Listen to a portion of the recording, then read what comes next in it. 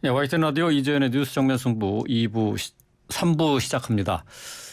자, 목요일 날 이 시간 3부의 이슈 인터뷰로 시작을 하는데요. 김문수 전 경기도지사가 경사노위 위원장으로 임명된 지 2주가 지났는데 노동계 반응 아직 싸늘합니다. 호의적이지 않습니다. 관련 내용 이슈 인터뷰 진행하겠습니다. 김문수 위원장이 과거에 노동계를 적대시하는 발언이 문제가 됐죠. 어제 국정감사에서 김문수 위원장의 과거 발언을 놓고 언쟁을 벌이다가 세 차례 중지가 됐고 결국 김문수 위원장은 퇴장까지 당했습니다. 자, 노동계 반응 알아보겠습니다. 이지현 한국노총 대변인 전화 연결돼 있습니다. 이 대변인님 안녕하세요. 네, 안녕하세요. 이지연입니다. 예. 자, 어제 경사노위 위원장 김문수 위원장이 윤건영 의원에게 한 발언이 있는데요. 윤건영 의원이 먼저 물어봤죠. 자, 이 과거에 했었던 발언과 관련된 것들인데 여기에 대해서 아직도 수령님께 충성하고 있느냐 하는 것은 어떤 면에서 그런 면도 있다라고 얘기를 했고 또 문재인 대통령 김일성주의자다라고도 얘기했습니다. 자, 어떻게 들으셨어요? 김문수 위원장님이 취임 인사차 한국노총에 방문했을 때 네. 저희 김동명 위원장님께서 그런 말씀을 하셨거든요. 아스팔트 위에 김문수 위원장을 기억하고 있다 이런 말씀을 하셨습니다. 그건 경사노위 위원장의 위치에 맞게 행동하라는 일종의 저희 경고였거든요. 예. 그런데 김문수 위원장님은 아직도 태극기 부대와 함께 아스팔트 위에 계신 게 아닌가. 여전히 선동 정치를 하고 있는 것이 아닌가 그렇게 느껴졌습니다. 예. 예, 경사노위 위원장으로서 하기에는 아주 부적절한 발언이었다고 저희는 생각합니다. 예. 말씀하셨지만은 김문수 위원장이 한국노총과 간담회를 가졌죠. 네네. 지난 8일이었는데 그때 했었던 발언이 이제 사회적 대화 기구로 이 경사노위가 잘 작동할 수 있도록 모든 역량을 집중하겠다 이렇게 얘기하지 않으셨나요? 네네. 네. 그런데 이제 이렇게 어제 국감장에서도 그렇고 오늘 경총을 만난 자리에서도 그렇고 그렇게 말한 것과는 굉장히 다른 행동과 언사를 하시는 것 같아서 앞으로 진짜 어떻게 될지 저희도 굉장히 우려스럽습니다. 네. 앞으로 어떻게 경사노위가 운영이 될지 좀 우려스럽다 네네. 그런 말씀이신데 어제 또 정의당의 이윤주 의원이 김문수 위원장의 과거 발언을 지적하면서 레드카드를 들여 보였습니다. 자, 쌍용차 노조는 자살 특공대다. 노조는 머리부터 세탁해야 한다는 발언을 이제 문제를 삼은 건데. 네네. 자, 이윤주 의원의 지적 어떻게 보셨는지요?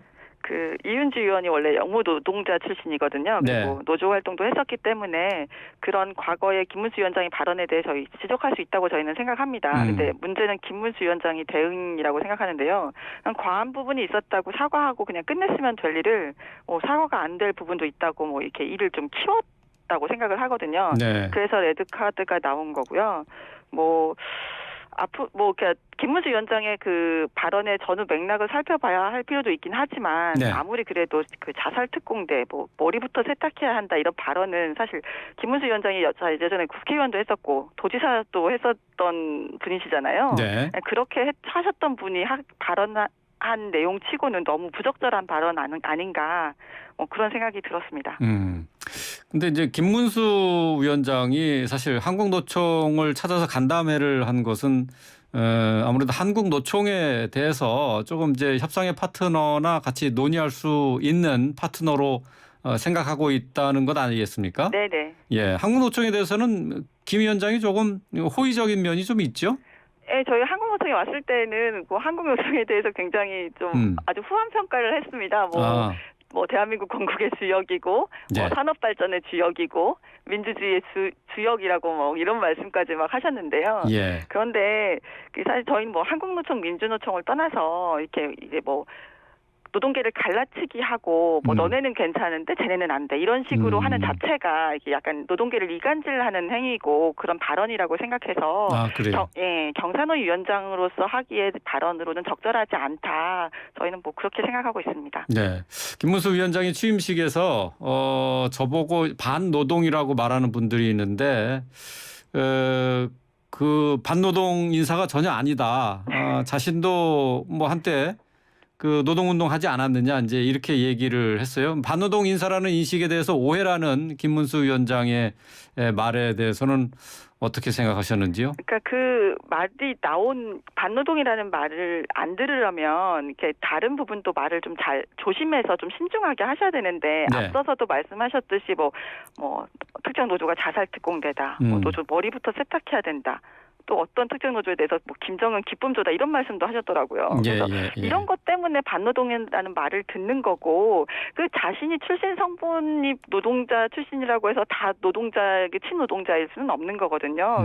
그런 말씀, 언행 이런 걸 굉장히 조심하고 신중하게 하셔야 됐는데 그렇지 않은 부분 때문에 반노동이라는 말을 듣는 것 같습니다. 네.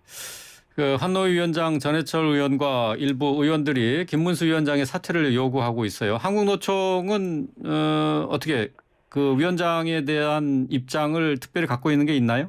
그 저희는 아직까지는 공식적으로 사퇴하라는 입장을 내지는 않았습니다. 네. 근데 문제를 좀 심각하게 바라보고는 있습니다. 내부에서도요. 여러 차례 말씀드렸지만 그 경사노위 위원장은 그 사실 첨예하게 대립되는 현안에 대해서 노사 간 대화를 이끌어내고 중재자 역할을 충실히 해야 되는 자리거든요. 예. 그런데 또 그런 역할은 안중이 없는 것 같고 자꾸 갈등만 일으키시니까 이게 자기 정치를 하고 싶으신 건가? 뭐 이런 생각도 들고요. 예. 그리고 정치를 하시려면 국회의원이 되시든가 당에 가서 일을 해야 될 건데 이 경사노위 위원장으로서 이 적합한 발언은 정말 아니고요. 이렇게 하다가 사실 그 경사노위는 사실 사회적 대화기구인데 이 사회적 갈등위원회가 되지 않을까 그런 우려가 되기도 합니다. 예. 김문수 위원장의 이 개인적인 소신이나 정치적 발언이 지금 경사노위 위원장으로 활동하는데 조금 장애가 될 수 있다 그런 말씀이시네요. 네네. 한국노총도 지금까지는 공식적으로 사퇴하라는 입장을 내지는 않았지만 이렇게 자꾸 반복되면 저희로서도 한국노총의 선택지도 어떻게 할 수가 없는 상황이 봉착한다는 거죠. 네. 예. 지금 이제 뭐 논란이 되고 있는 것 가운데 하나가 노란봉투법과 관련된 것들이에요. 뭐 김문수 위원장뿐만 아니라 이제 한동훈 법무부 장관, 이정식 고용노동부 장관 모두 이 노란봉투법에 반대를 하고 있는데 입법에 좀 어려움이 예상이 됩니다. 네네. 이 노란봉투법과 관련해서 민주노총 보호법이라는 그런 비판도 있던데 어떻게 생각하세요? 그 한국노총, 민주노총을 떠나서 사실 이 노란봉투법이 제기된 배경을 좀 봐야 될 것 같습니다. 네. 이게 그 손배가압류를 남용해가지고 그 노동자랑 노동조합을 탄압하는 그 역사가 있는 거고요. 네. 그 너무 지나치게 남용을 했거든요. 그래가지고 이렇게 손배 대상자가 된 노동자는 그 수억 원에 이르는 손해배상을 감당할 수가 없어서 많은 분들이 또 자살하기도 했고 극심한 스트레스로 돌연사하신 분들도 있습니다. 근데 이제 문재인 정부 됐을 때 좀 뜸했다가 다시 또 사용자들이 이제 윤석열 정부 들어서니까 또다시 또 남발하려는 움직임을 좀 보이고 있는 건데요. 그래서 뭐 월급 200만 원 받는 노동자한테 몇천 원씩 배상하라고 하니까 이거 너무한 거 아니냐. 뭐 이런 여론이 좀 이른 거고. 그래서 정치권에서도 그래서 이제 잠자고 있던 다시 노란봉투법을 이렇게 소환하게 된 거라고 저희는 보는데요.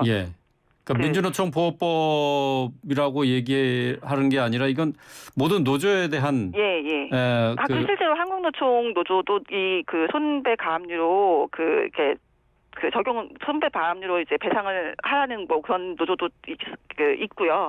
그래서 사측이 좀 적당히 했으면 이렇게까지 이슈가 되지도 않았을 것 같은데. 그래서 저희는 그게 민주노총 보호법이라고 보기 전에 그 지금의 손배 가압류 제도는 그 노동 3권을 무력화시키는 법이니까요. 문제가 심각하다고 생각하고 이 노란봉투법이 민주노총 보호법이 아니라 노동 3권 보호법이고 그 노동 탄압에 의한 자살을 방지하는 법이다. 저희는 오히려 이렇게 생각합니다. 지금 어쨌든 정부 여당 쪽에서 얘기는 이 노란봉투법과 관련해서 민사적으로 위헌이다. 이게 지금 불법 노동쟁의, 불법 파업에 대한 손배소 가압류를 할 수 있게 하는 것 아니냐. 그러니까 불법 파업이나 갈등을 조장할 우려가 있다라고 주장을 하고 있거든요. 재산권도 침해하고 경영활동도 위축시킬 것이다. 이렇게 얘기를 하고 있는데. 어떻게 그런데 생각하십니까? 그런 부분이 없지는 않지만 네. 노동 3권을 제약하는 부분도 분명히 존재를 하거든요. 그러면 어떤 법이 이런 부분도 있고 저런 부분도 있으면 그것이 어떤 선에서 적절하게 이렇게 제정돼야 하는가 또는 법이 개정돼야 하는가에 대한 충분한 논의가 이루어져야 된다고 생각하고 예. 지금 그 국회에 그런 법 여러 가지 그 안들이 발의가 돼 있으니까 논의 과정에서 적정한 지점을 찾는 것이 바람직하지 않은가 저희는 그렇게 생각합니다. 예. 또 이제 중대재해처벌법과 관련해서도 김문수 위원장이 이제 부정적인 의견을 밝히지 않았습니까? 네네. 독소 조항이 많다 이렇게 예. 얘기를 했는데 노조 입장에서 이 법이 왜 중요한지 좀 설명해 주실까요? 그 중대재해처벌법의 가장 핵심적인 부분이 그 사업주 또는 경영 책임자들한테 그 안전보건 의무를 부과하고 있는 지점인데요. 그게 무슨 말이냐면 예전에는 중대재해가 발생해도 그 경영 책임자 등이 특별히 책임지지 않아도 됐고 법에 하한선이 없었어요. 그 처벌을 뭐 벌금이라든지 이런 식으로 돼가지고 네. 그러니까 이제 그 실질적인 그 경영을 하는 책임자들이 뭐 산재가 발생하고 사망 사고가 발생하면 그냥 돈으로 때우고 해결하고 이런 식으로 하니까 예방 의무를 안 하는 거예요. 그래서 그런데 이제 중대재해처벌법에서 이제 법의 하한선 1년 이상이라는 하한선이 제정되니까 진짜 실질적으로 경영 책임자가 처벌을 받을 수도 있고 실형을 살 수도 있게 된 거예요. 이 법을 제정됨으로 해서. 그러니까 이제 난리가 난 거거든요. 기업들이.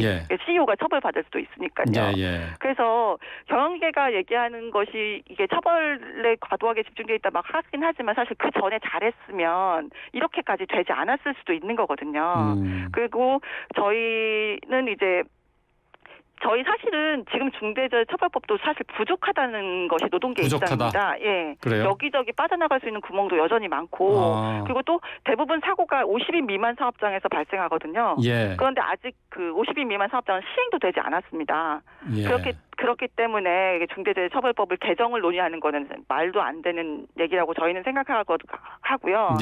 아실지 모르겠지만 이 중대재해처벌법이 제정되기 전에 그 많은 노동자들이 현장에서 죽었습니다. 그 뭐 김영근 씨도 그렇고 여러 노동자들이 그 이제 산재 현장에서 이게 죽음으로 저희는 그래서 그 목숨값으로 제정된 법이다. 이 중대재해처벌법이. 그래서 그런데 이제 경사노위 위원장님이 이 문제에 대해서 이제 부정적인 인식, 개인적 인식을 막 이렇게 얘기하고 다니시는데 그 사측 편향적인 그런 발언을 이렇게 막 해서는 남발해서는 안 된다. 예, 저는 그렇게 생각합니다. 그 중대재해처벌법 더 확대를 해야 된다, 더 보강을 해야 된다라고 말씀하셨는데 지금 현재 시행되고 있는 중대재해처벌법으로 산업 현장에서의 변화도 좀 느껴지고 있는 것이 있습니까?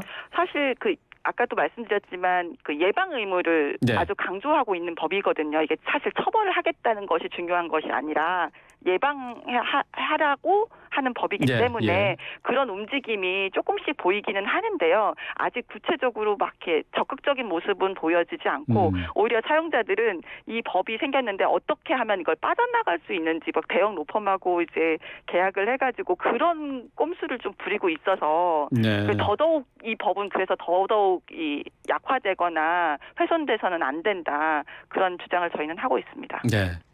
김문수 위원장이 한국노총을 방문해서 이제 간담회를 진행할 때 한 발언이 있는데요. 윤석열 대통령께서 이제 한국노총에 대해서 굉장히 우호적으로 파트너로 생각하고 있는 것 같다 이렇게 말씀을 했어요.